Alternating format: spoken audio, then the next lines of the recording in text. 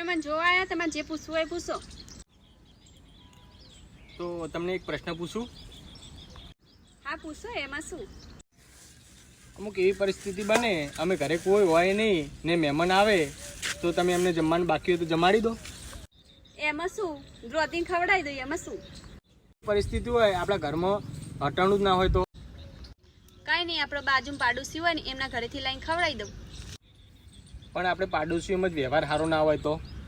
કાંઈ નહીં, આપણે અટાણું લાવતા હોય ને એમના ઈથી બાકી લઈને ખવડાવી દઉં. પણ આપણને કોઈ બાકી આલવા તૈયાર જ ના હોય તો? એમાં શું થઈ ગયું? મારે આગીના પડ્યા હોય ને એ વેકીએ ને એનું અટાણું લાવું ને પછી મહેમાનને જમાડી દઉં.